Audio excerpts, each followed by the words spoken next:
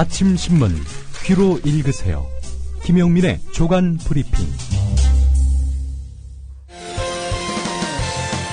학교 폭력 예방 앱 스마트 보디가드. 스마트폰 왕따 문자 등 사이버 학교 폭력이 6배 이상 늘었습니다. 학교 폭력은 언제나 욕설, 모욕, 협박과 같은 폭력 문자를 동반합니다. 그런 학교 폭력 문자만을 감지하여 부모님께 알려드립니다. 미리 알면 예방할 수 있습니다. 구글 플레이에서 학교 폭력 예방 전문 어플 스마트 보디가드를 설치하세요. 지금 설치하고 먼저 무료 이용해 보세요. 안녕하세요. 이번에 앨범을 발표한 가수 현우입니다. 정의롭고 행복한 사회를 만들고자 하는 국민TV, TV 개국을 위해 재능 기부를 하려고 합니다. 재능 기부 방법은 저의 앨범을 통한 다음과 네이버 등 포탈 또는 음악을 다운받을 수 있는 음악 전문 사이트에 온라인 다운로드 관련 모든 수익을 전액 기부하려고 합니다. 작고 미비할지 모르나 국민TV, TV 개국에 도움이 되었으면 합니다. 감사합니다.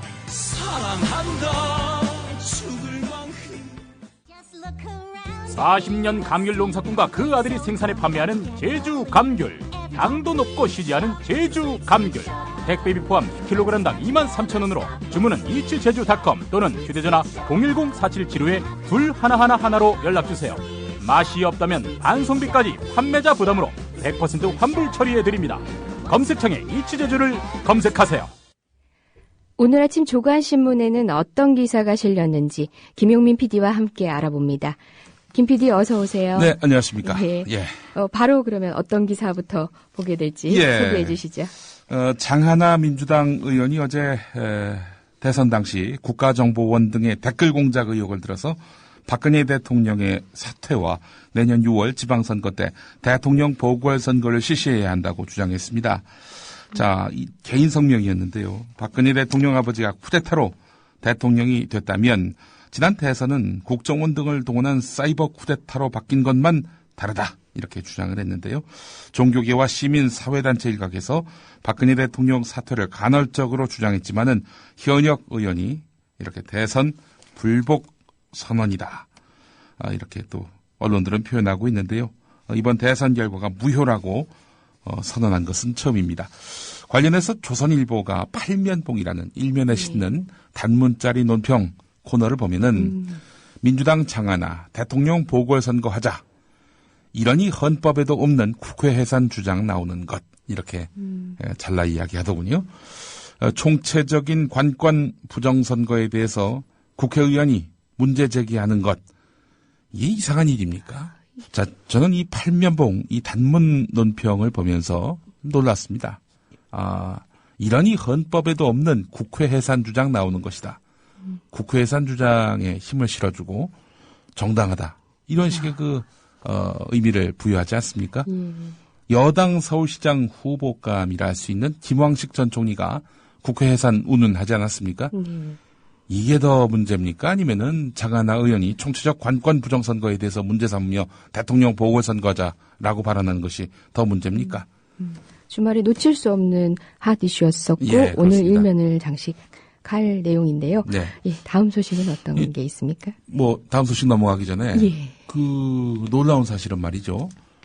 오늘 조중동을 비롯한 신문들이 아주 대대적으로 이 내용을 다룰 줄 알았어요. 근데, 근데 정치면에 그냥 한 부분만 차지하고 말이죠. 큰 뉴스가 아닌 듯 이렇게 축소를 했고요. 어제 그 주말에 주요 방송 뉴스들을 보면은 아주 대대적으로 보도했단 말이죠. 네. 이걸 보면서 말이죠. 느낀 게 있습니다. 지난번에 이제 애비나 딸이나 그 발언했을 때도 말이죠. 주말 뉴스 때는요. SBS 같은 경우 3번째 뉴스로 제 발언이 소개가 됐습니다. 물론 네, 당연히 맞습니다. 비판 어조로 이제 한 건데 다음날 아침 신문에는 크게 나오지도 않았고요. 조선일보 같은 경우도 팔면봉에서 이렇게 가볍게 언급하고 넘어갔습니다. 그때 팔면봉은 뭐라고 이야기를 했냐면은 김용민 버릇은 누가 고치냐 이런 식의. 예, 그래서 제가 이제 그때 응수를 했죠. 조선일보 사장 아들, 제삿날 여배우 불러다 놓고 접대시킨 거. 그 버릇은 누가 고치냐. 제가 그렇게 반박을 했었는데 말이죠. 기억이 납니다.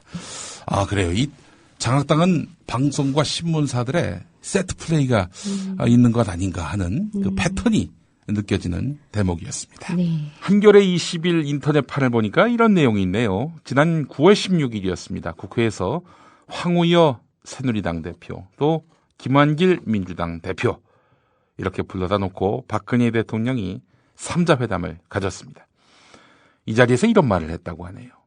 집권당의 검찰총장인데 왜 그렇게 야당이 난리치세요?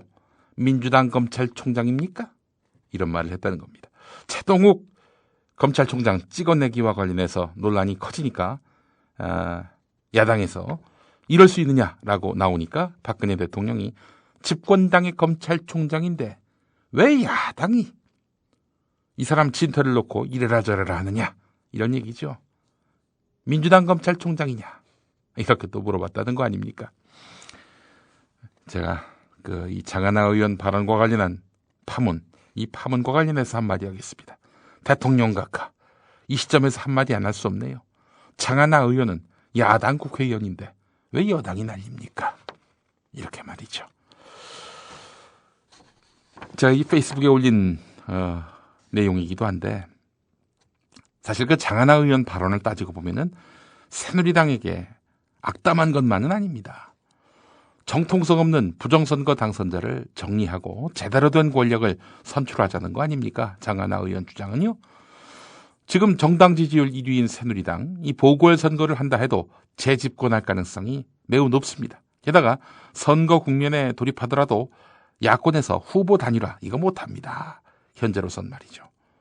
따라서 여권에서 대통령 보궐선거 이거 하겠다, 받아들인다 이런 식으로 정치적 승부수를 띄운다면은 정통성 부재 이 문제를 털고요. 아울러 출범일에 계속해서 실소와 경악을 금치 못하게 만드는 그래서 앞으로 국정원 덕 아니고서는 재집권을 기약할 길이 없는 이 박근혜 리스크, 박근혜 디스카운트 현상 이거 털 수 있다는 거지요. 새누리당이 한번 좀 무조건 반대하지 말고 심사숙고해보면 어떨까? 뭐 그런 생각을 해봤습니다. 위기가 곧 기회라 하지 않습니까? 네, 다음 소식으로 가보겠습니다. 이명박 정부가 4대강 사업에 기여했다는 이유로 훈장, 포장을 수여한 종교, 언론, 법조, 건설계의 각계 인사들의 공적사항이 공개됐는데 놀랍습니다. 이 대한불교 진각종의 한 스님 같은 경우 4대강 사업의 성공적 추진을 위한 이런 불공을 드렸다는 이유만으로 국민훈장 동백장을 받았습니다. 기독교계에서는 한 선교회가 4대강 사업 등 국가정책에 대한 기독교계 우호 여론 형성에 노력하고 농어촌 목회자에게 4대강 사업 취지와 당위성을 널리 알려서 사업 홍보에 기여했다. 이런 이유로 국민훈장 목련장을 받았습니다. 4대강 사업에 대해서 이렇게 칭송하고 지지한 자들에게 훈장 포장만 준 것이 아니라 4대강 사업에 대한 반대 여론을 막은 것도 공적으로 인정받았습니다. 환경부의 한 공무원은 부정적 언론 보도와 국회 공세에 대응하는 자료 작성을 공적으로 인정받아서 대통령 표창을 받았고요. 뉴타임스 코리아라는 인터넷 언론은 4대강 사업에 대한 부정적 기사에 현장과 자료 확인, 반박 기사로 그릇된 여론 차단에 기여했다. 이런 이유로 산업 포장을 받았다고 합니다. 아니 이해할 수가 없는 것이 말이죠. 아니 언론 보도와 국회의 그런 반대 여론을 막았다는 이유로 이렇게 표창을 주고 또 4대강에 대해서 부정적인 기사를 쓴 언론에 대해서 반박했다고 또 포장을 받았단 말이죠. 이게 도대체 정부의 우호적인 언론 기사에 대해서 훈장을 통해서 독려를 한다. 정부의 네. 우호적인 언론을 결국은 노골적으로 드러내게 하는 것에 다름 아닌데요. 그렇습니다. 이렇게 해야 출세한다. 이렇게 해야 덕본다. 네. 4대강을 지지해야 덕본다. 4대강을 지지해야 출세한다. 이런 교훈을 막 심어주고 싶었던 모양입니다. 경향신문 10면에 관련 기사가 있습니다. 예. 한국일보 이면을 가보면은 기자의 눈 코너가 있는데요. 미국의 존 바이든 부통령이 며칠 전에 박근혜 대통령과 접견을 했는데, 그리고는 이런 말을 했습니다. 미국 반대편에 배팅하는 것은 좋은 배팅이었던 적이 없다. 도박판에서 말하자면은 판돈을 걸 때 미국이 아닌 미국 반대편에다가 이렇게 배팅을 하면은 재미가 없다. 이렇게 해석이 됩니다. 예. 이에 대해서 한국의 민주당은 이거는 대통령에 대한 협박이다. 이러면서 맹공을 퍼부었는데 말이죠. 사실 이 조 바이든이 이 말한 것은 이번이 처음은 아닙니다. 지난 대선 과정에서도 썼다고 하는데요. 공화당 후보, 미트 롬니 후보를 상대로 해서 이렇게 비난을 할 때, 정치 공세를 펼 때 이 배팅 발언을 한 것입니다. 무슨 말이냐? 롬니 후보가 지분을 가진 펀드가 중국 기업에 이제 투자를 한 건데요. 그때 미국의 민주당 캠프가 대대적인 정치적 공세를 펴면서 미국 반대편에다 배팅을 하다니, 이런 식으로 얘기를 한 겁니다. 말하자면은 중국과 사이가 나쁜 상황에서 중국 기업에다 투자한다? 이거 문제 있는 것 아니냐라는 이야기입니다. 이건 미국 국민을 상대로 한 애국심 마케팅을 하려 했던 거지요. 민주당 쪽에서 말이죠. 자, 그런데 그 말을 대한민국 대통령에게 뱉단 말이죠. 이 대체 과연 할 말인가? 이런 생각이 안 드십니까? 아니, 우리 한국 대통령이 미국인도 아니고 말이죠. 자, 더 큰 문제는 뭐냐면은 이에 대해서 윤병세 외교부 장관이 국회에서 그 말은 미국식 구호를 이해 못하는 쪽에서 오해하거나 정확하게 통역하지 않은 것 같다. 이런 식으로 얘기를 한 겁니다. 이에 대해서 한국일보 송용창 기자는 이 말의 전후 맥락을 가지는 억지 해명이라면서 윤병세 장관의 발언 문제 있다고 지적을 하고 있습니다. 송용창 기자의 기자의 눈 내용은 이렇습니다. 그 말이 남의 나라 대통령 면전에서 사용됐다면 아무리 친한 사이라도 큰 문제다. 외교부는 통역 탓을 할 것이 아니라 미국 측에 진중하게 따져야 할 것이다. 외교부가 이런 표현에 불편함을 못 느낀다면 어딘가가 마비되어 있다는 징후다. 이런 지적입니다. 그것도 대통령의 면전에서 썼다는 것이 외교적 결례 문제가 제기되고 있는 것이죠. 그런데 이 외교적 결례에 대해서 항의하고 문제 삼아야 할 이 외교부 장관은 그 해석을 잘못하신 겁니다. 미국이 절대 그럴 국가가 아닙니다. 뭐 이런 식으로 이제 했단 말이죠. 자, 하여간 이 우리 장관의 이런 행태를 보면은 정말 외교부에 친미파가 많다라는 말이 무슨 말인지 이제 좀 실감이 나는 것 같습니다. 누구를 조국으로 삼고 있는지 저는 또 의문을 갖지 않을 수가 없습니다. 도대체 조국이 어디냐라고 수시로 이른바 박근혜 정부 반대 세력에게 물었던 이 정권 인사들에게 돌려주고 싶습니다. 당신들의 조국은 어디냐라고 말이죠. 자, 국가정보원 트위터글 2091만 건, 현재 120만 건 말고 2091만 건이 추가로 또 발견됐다는 거 아닙니까? 물론 이 자체가 정확하게 정치적 맥락의, 선거 개입 맥락의 그런 트윗인지 이거는 아직 제대로 분별되지 않은 상태입니다. 왜냐하면 워낙 그 수가 많으니까 이걸 일일이 다 살펴보려면은 어마어마한 시간이 필요하지 않겠습니까? 그래서 검찰은요, 서울중앙지검 특별수사팀은 제한된 인력과 공판 일정 때문에 2200만 건을 전수조사하지 못했다 이렇게 밝혔는데, 아니 근데 황교안 법무부 장관이 말이죠. 바로 그제 토요일입니다. 국회 예산결산특별위원회 비경제부처 부별심사에 출석해서는요, 다 검토했다 이렇게 말하고 있습니다. 담당 수사팀이 전수조사를 하지 못했다고 밝혔는데도 불구하고 황교안 장관은 검토를 했다고. 그건 어디서 누가 검토를 한 것인지. 특별히 꾸려진 수사팀 인력으로도 부족해서 검토하지 못한 내용을 법무부 장관의 특별팀이 따로 있나 봅니다. 글쎄 말입니다. 이 말은 어떤 맥락에서 나왔냐면요, 추가 수사는 불필요하다 이런 맥락에서 나온 말입니다. 추가 수사가 불필요하다. 이 말에 무슨 의미가 담겨 있는지 다 아실 겁니다. 그동안 국정원 선거 개입과 관련한 그런 수사에 대해서 참 여러 방식으로 방해를 했던 인물이 바로 황교안 장관 아닙니까? 맞습니다. 이런 분이 그 2200만 건 다 봤다. 추가 수사 불필요하다. 이런 얘기 무슨 맥락에서 했는지 대략 아실 겁니다.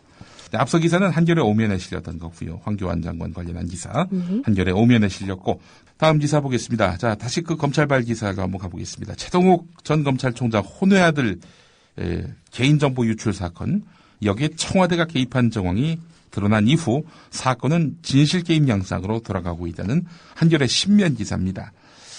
자, 지금까지 확인된 사실은 조이제 서울 서초구청 행정지원국장이 최동욱 전 총장 혼외 아들로 의심받는 최모군의 가족관계 등록부를 조회했고 그 배경에는 청와대 총무비서관실 소속의 조영 행정관의 요청이 있었다는 겁니다. 자, 하지만 조영 행정관의 윗선이나 배후 찾기는 아직도 미궁에 빠져 있는 상태인데요. 청와대가 지목한 인물이 있죠. 바로 김모 안전행정부 국장입니다. 안전행정부 김모 국장이 조영 행정관에게 부탁을 해가지고 조이제 국장을 통해서 최모군의 이름, 본적, 주민등록번호 이런 것들에 대한 확인 요청을 했단 말이죠. 자, 그런데 김 국장은 절대로 자기는 그런 일을 한 적이 없다라고 밝히고 있습니다. 이 조영 행정관과 대지를 시켜달라 이렇게까지도 요구하고 있는 형편인데 청와대는 허락하지 않고 있습니다. 왜 청와대는 허락하지 않고 있을까요? 자, 중요한 건 말이죠. 이 왜 김 국장을 청와대가 지목했냐 하는 점입니다. 이명박 정부 들어서 사실상 청와대에서 나갔다면서 이명박 정부 쪽 인사라는 사실을 청와대가 부각시킨 점에서 우리는 힌트를 얻을 수 있습니다. 말하자면은 김모 국장과 바로 조영 행정관이 영포라인 출신이란 말입니다. 영포라인 출신. 그러니까 영포라인 너희들이 이런 수작을 벌인 거 아니냐. 예, 그럼 지난 정권의 문제로 축소시키고자 하는 의도가 담겨 있는 거네요. 전 정권 관련자들의 소행으로 몰아가려는 청와대의 의도가 보이는데요. 어쨌든 이 과정에서 이 조영 행정관의 윗선인 이재만 청와대 총무비서관은 지금 청와대가 철저히 은폐하고 있습니다. 이재만 총무비서관 누구냐? 박근혜 대통령의 최측근, 이른바 4대 천왕으로 불렸던 이 핵심 비서관입니다. 4대 천왕으로 불렸던 비서관 중에 한 분이 이 세상을 떠나가지고 지금은 핵심 측근 3인방으로 꼽히고 있는 인물이 바로 이재만 총무비서관인데 어떻게든 청와대는 이재만 총무비서관으로 이 불길이 번지는 것을 막고 있는 형국입니다. 그래서 영포라인 이걸 고리로 해가지고 조영, 김모 국장 이렇게 엮으려 하는 것 아니냐라는 의구심을 자아낸다는 겁니다. 네. 한겨레 10면 기사였고요. 네. 국민일보 3면 기사로 가보면은 이 안전행정부의 그 김모 국장, 그 사람이 이제 그 조영 행정관에게 문자를 보냈는데 문자를 검찰이 파악한 모양입니다. 그런데 최모군 개인정보와는 무관한 내용이었다고 합니다. 그렇다면 김모 국장이 말한 내용이 사실로 드러난 거죠. 조영 행정관과 문자 뭐 이런 건 했는데 그 문자 안에는 절대로 뭐 그런 내용은 없었다라는 얘기였는데, 자, 그렇다면 청와대가 최동욱 찍어내기 기획서를 조기에 차단하기 위해서 그냥 조영 행정관으로 꼬리를 자르기 위해서 성급하게 이렇게 결론을 내린 것 아니냐라는 의구심이 들고요. 예. 그렇다면 이 파문은 더욱 커질 수밖에 없는 상황이 놓이게 됐습니다. 게다가 청와대에서 그렇게 대변인 브리핑을 한 것은 지금 수사 중인 검찰에 일종의 수사 가이드라인을 제시한 게 아닌가 하는 의혹도 제기되고 있는데요. 예. 경향신문 일면 기사는요, 이렇습니다. 서울 강남에 사는 김모 씨 이야기인데 53살입니다. 올해 지난달 말 집 앞에 골목길에 주차를 했다가 낭패를 봤습니다. 급한 일을 처리하고 돌아오니까 과태료 4만 원짜리 주정차 위반 스티커가 1개가 붙어 있어야 되는데 3개가 붙어 있었다는 겁니다. 어떻게 3개나 붙어 있냐? 주차 위반은 잘못된 것이긴 하지요. 하지만 아니 3개나 발부했단 말이죠. 자, 정부가 부족한 세수를 메우기 위해서 교통, 경범죄 단속을 늘리고 있는 와중에서 발생한 이런 사건입니다. 이게 뭐 그냥 이분만의 그런 어처구니 없는 일이 아니라 말이죠. 조정식 민주당 의원이 경찰청에서 받은 자료를 보면은 이것도 역시 다 배경이 있었던 겁니다. 올 들어 11월까지 교통경찰관이 현장 단속을 통해서 범칙금을 부과한 건수가 269만 3,691건인데요. 이 중요한 게 지난해 같은 기간보다 얼마나 증가했느냐입니다. 63% 증가했습니다. 63% 증가했고요. 부과 금액도 69% 늘었습니다. 지난해에는 581억대였는데 이번엔 983억대라는 겁니다. 경찰 단속기 1년 새 이렇게 늘어난 것은 이례적인 일이라고 합니다. 왜 그러겠습니까?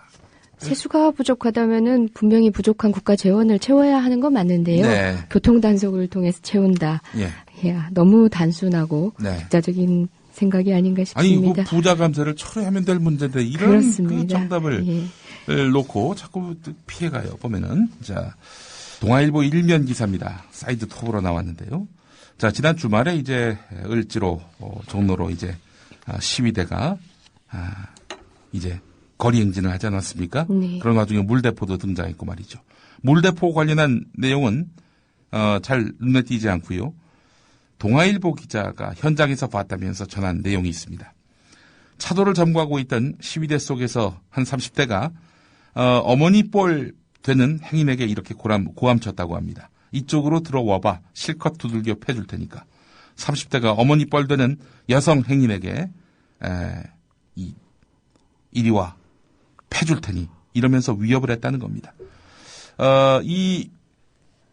그 어머니 뻘 돼 보이는 행위는 이런 말을 했다고 합니다. 왜 이렇게 길을 막고 불편을 주는 것이냐? 이렇게 말이죠. 여기에 시위대 속에 있는 한 사람이 이렇게 어머니 뻘 돼 보이는 행인에게 항의하는 어머니 뻘 돼 보이는 행인에게 이쪽으로 들어와봐. 실컷 두들겨 패줄 테니까. 이랬다는 겁니다. 네. 자, 이거 보면은 말이죠. 정말 무지막지하고 무도하기 이를 데 없는 이런 시위대가 항의하는 그렇죠. 시민을 이런 식으로 이렇게 폭력을 위협했다. 어떻게 집회가 개최되게 되었는지 시민들이 거리로 나왔는지는 기사에서 사라지고 특히 물대포, 인권 침해 문제가 제기되고 있는 물대포 문제는 사라지고 과연 이러한 문제가 있었는지조차 불분명하고 과연 있었다고 치더라도 일부에 불과할 내용을 이렇게 침소봉대에서 기사로 싣는 내용. 그런데 이 정권이 조작하는 걸 보면 말이죠. 이런 사람을 한 명 시위대 속에 투입시켜가지고 이런 사건을 일부러 유발시켜가지고 말하자면은 시위대 전체가 폭력배인 양 이런 식으로 무법자인 양 몰아가려는 어떤 모종의 음모가 있었던 것은 아닐지 하고 의심하지 말라는 법도 없어요. 그런 의심도 불가능한 상황은 아닌 것 같습니다. 예, 그렇습니다. 자, 이 거리의 무법자로 시위대를 뒤집어 씌우려 하는 동아일보의 의도가 엿보이는 일면 기사 함께 봤고요. 자, 시간이 없어서 하나만 더 보겠습니다. 파견 노동자가 업무상 재해를 입었다면은 파견 업체뿐 아니라 실제 사용 업체도 손해배상 책임을 져야 한다는 대법원의 첫 판단이 나왔습니다. 노동자와 직접적인 계약 관계를 맺지 않은 사용업체한테도 노동자 보호 의무가 있다는 점을 명시한 판결이기 때문에 앞으로 유사한 산업재해 사건 판결이 나올 경우 영향을 미칠 것으로 보입니다. 네. 오늘 여기까지 해야 될 것 같은데요. 김 PD님 보내드리도록 하겠습니다. 수고하셨습니다. 국민TV가 충청도 대전으로 달려가요.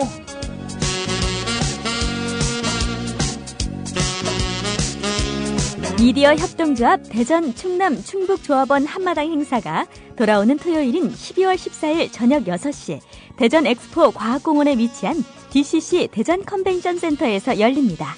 문희정 아나운서의 사회로 국민TV 라디오 나란히 가지 않아도의 진행자인 가수 손병희의 콘서트와 국정원 국정조사에서 두각을 드러낸 민주당 박범계 의원과 함께하는 서영석 김용민의 정치토크 공개방송 최동석 조상훈의 왜 협동조합인가 공개특강으로 꾸입니다.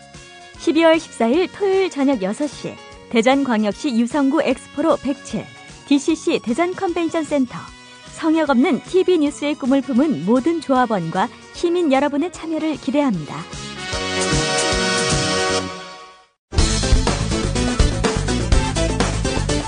지난 6일 민동기 김용민의 미디어 토크 중에서 김장겸 보도국장 취임 전과 후 뭐가 가장 달라졌을까? 동물 뉴스가 동물 뉴스가 4배나 늘었습니다.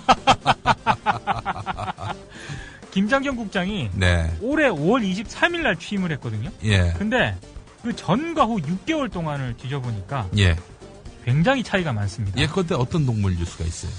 이를테면 가장 많은 그 동물이 등장한 게 멧돼지입니다. 멧돼지. 멧돼지가 1위입니다. 네.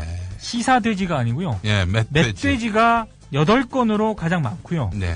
도심에 뛰어든 멧돼지들 급기야 문방구에까지 들어갔죠. 수업 중이던 초등학교뿐만 아니라 카페, 주택가 등 시민들과 어린이들이 일순간 공포에 떨었습니다. 농촌과 도심에 불쑥불쑥 나타나는 멧돼지들. 현재로서는 사살하는 것 말고는 마땅한 퇴치 방법이 없는데요. 호랑이 배설물이 효과 있다는 소문이 퍼지면서 대공원에 문의가 잇따르고 있다고 합니다. 예, 멧돼지가 8건으로 가장 많고요. 네. 개가 7건. 돌고래 호랑이가 4건이었습니다. 예.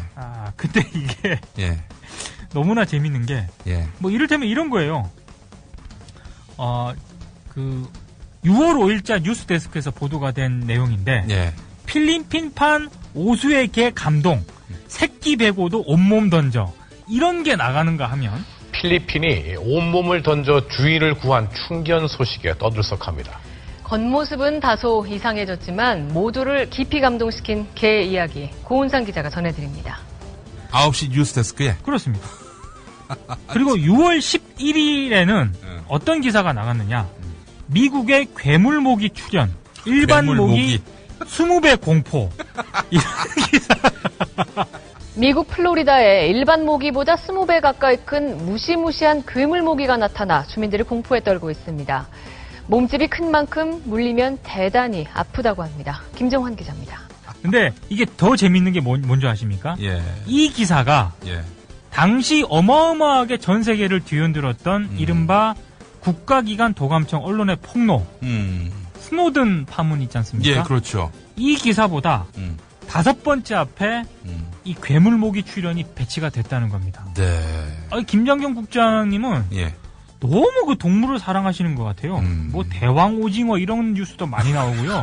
공상과학 소설에 등장할 법한 집채만한 오징어와 맞닥뜨렸다면 어떤 기분이 들까요? 스페인의 한 어부가 무려 9m짜리 오징어를 발견했습니다. 신기원 기자입니다. 지난 18일 스페인 북부 메론해에서 발견된 대왕 오징어입니다. 길이 9m, 무게 80kg, 눈알 하나 크기만 어른 머리만 납니다. 다른 물고기에게 공격당한 듯한 상처가 있었고 죽은 채로 발견됐습니다. 그러니까 육해공이 따로 없구나. 그렇습니다. 그러니까 자연과 동물을 너무 사랑한 나머지 인간 사회 이슈에 좀 소홀해지신 게 아닌가. 이게 정철은 기자의 결론인데